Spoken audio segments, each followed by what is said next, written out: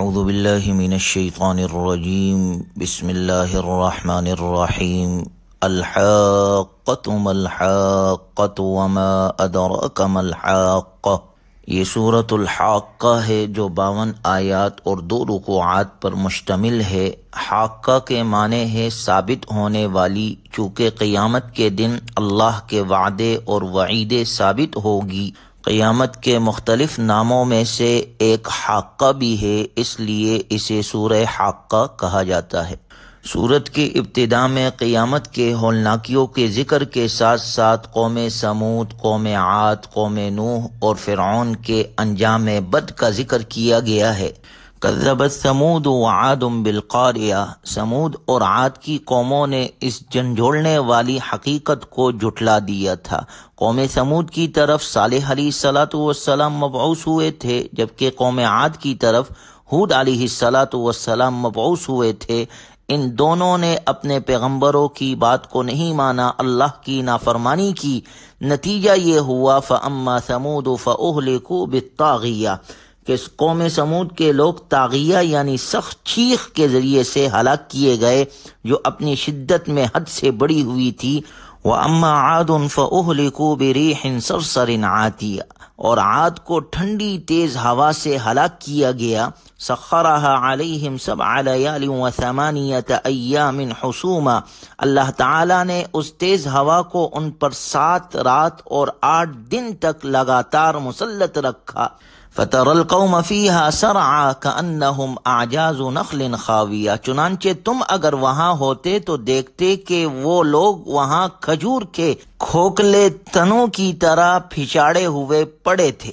فَهَلْ تَرَىٰ لَهُم مِّن بَاقِيَةٍ اب کیا ان میں سے کوئی بچا ہوا نظر آتا ہے؟ اس کے بعد اللہ تعالیٰ نے فرعون اور اس سے پہلے باغیوں اور ان بستیوں کا ذکر فرمایا جو برے اعمال کرنے کی وجہ سے عذاب میں ہلاک ہوئے۔ وجاء فرعون ومن قبله والمؤتفکات بالخاطئہ اور فرعون اور اس سے پہلے کے لوگوں نے اور لوط علیہ السلام کی الٹی ہوئی بستیوں نے بھی اس جرم کا ارتکاب کیا تھا۔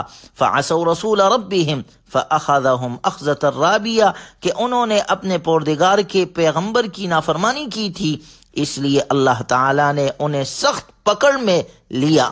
انا لما طغى الماء حملناكم في الجاریہ پھر پانی طغیانی پر آیا تو ہم نے تمہیں کشتی میں سوار کر دیا۔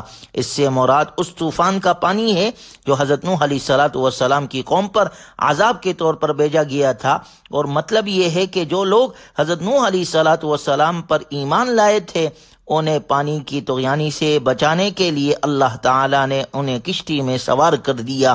اور اس کے بعد اللہ نے فرمایا لِنَجْعَلَهَا لَكُمْ تَذْكِرَةً وَتَعِيَهَا أُذُنٌ وَاعِيَةٌ تاکہ ہم تمہارے لیے اس واقعے کو نصیحت بنا دے اور تاکہ اسے یاد رکھنے والے کان یاد رکھے، یعنی اس واقعے سے نصیحت حاصل کرے۔ ماقبل میں اللہ نے قوم لوط، قوم سمود، قوم عاد، قوم نوح اور فرعون ان تمام نافرمان قوموں کا ذکر کیا کہ اس سے نصیحت حاصل کرو، اپنی زندگی میں عمل صالح کرو اور اپنی زندگی سے فائدہ اٹھاؤ، کیونکہ تمہیں آخرت میں اللہ کے سامنے روبرو پیش ہونا ہے۔ اس لیے اگلی آیات میں اللہ نے قیامت کا ذکر کیا۔ فَإِذَا نُفِخَ فِي الصُّورِ نَفْخَةٌ وَاحِدَةٌ پھر جب ایک ہی دفعہ سور میں پھونک مار دی جائے گی۔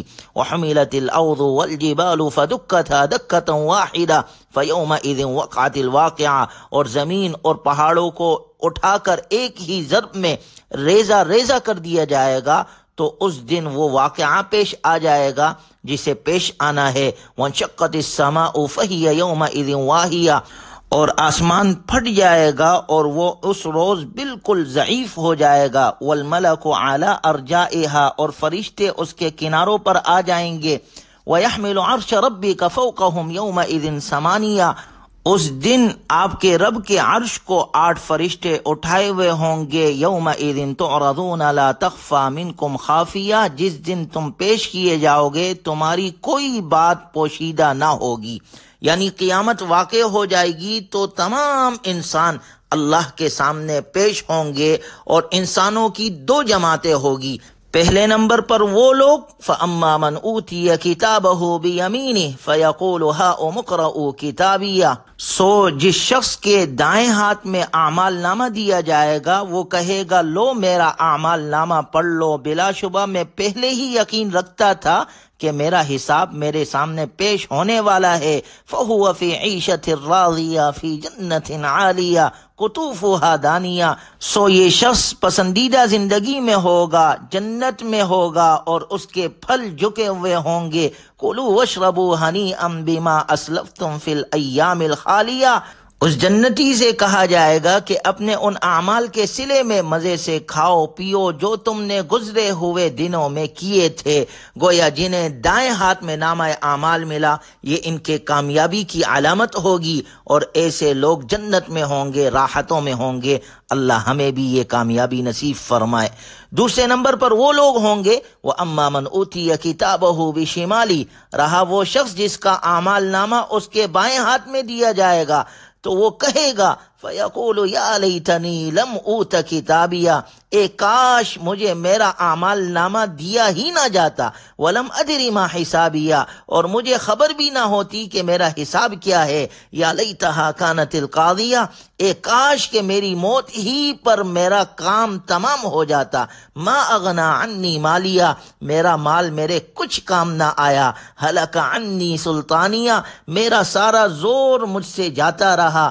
خذوہ فغلوہ، ایسے شخص کے بارے میں حکم ہوگا پکڑو اسے اور اس کے گلے میں توق ڈالو۔ ثم الجحیم صلو، پھر اسے دوزخ میں داخل کر دو۔ ثم فی سلسلۃ ذرعها 70 ذراعا فاسلکوا، پھر ایسی زنجیر میں اس کو جگڑ دو جس کی پیمائش 70 ہاتھ ہے۔ یہ ان لوگوں کا ذکر ہے جنہوں نے دنیا میں نافرمانی میں زندگی گزاری، اللہ کے احکامات پر عمل نہیں کیا۔ ایسے لوگوں کا ٹھکانہ قیامت میں جہنم ہوگا، اور الٹے ہاتھ میں بائیں ہاتھ میں ان کو نامہ اعمال دیا جائے گا جو ان کی ناکامی کی علامت ہوگی۔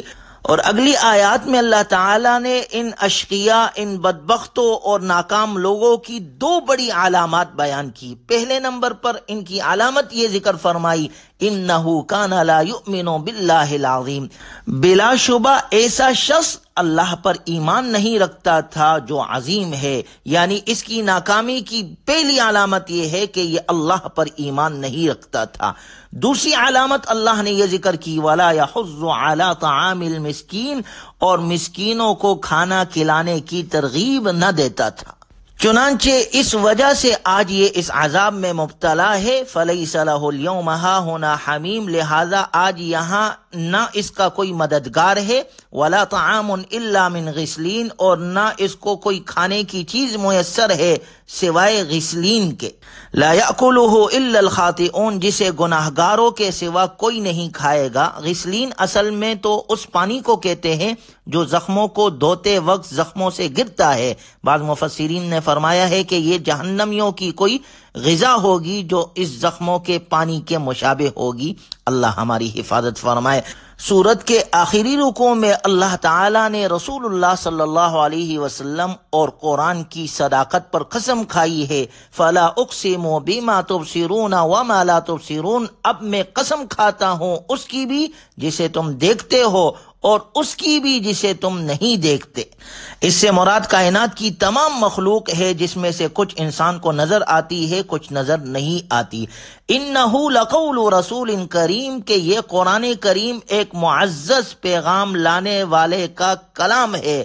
یہ ان کافروں کی تردید ہے جو کبھی آپ علیہ الصلوۃ والسلام کو شاعر اور کبھی کاہن کہا کرتے تھے۔ اس لیے اگلی آیت میں اللہ نے فرمایا وما ہوا بقول شاعر، یہ کسی شاعر کا قول نہیں ہے لیکن تم بہت کم یقین رکھتے ہو۔ ولا بقول کاہن، اور نہ کسی کاہن کا قول ہے لیکن تم بہت کم نصیحت قبول کرتے ہو۔ تنزیل من رب العالمین، یہ کلام تو تمام جہانوں کے رب کی طرف سے اتارا ہوا کلام ہے۔ یہ کلام اللہ ہے، اللہ کی طرف سے بھیجی ہوئی کتاب ہے۔ وَإِنَّهُ لَتَذْكِرَةٌ لِّلْمُتَّقِينَ، اور یقین جانو یہ پرہیزگاروں کے لیے ایک نصیحت ہے۔ اس قرآن کریم میں وَإِنَّا لَنَعْلَمُ أَنَّ مِنْكُمْ مُكَذِّبِينَ، اور ہمیں خوب معلوم ہے کہ تم میں سے کچھ لوگ جھٹلانے والے بھی ہیں، اور یہ قرآن کریم ایسے کافروں کے لیے حسد کا سبب ہے۔ وَإِنَّهُ لَحَقُّ الْيَقِينِ، اور یہی وہ یقینی بات ہے جو سراسر حق ہے۔ اللہ تعالی ہمیں قرآنی تعلیمات پر عمل کی توفیق نصیب فرمائے۔ وآخر دعوانا الحمدللہ۔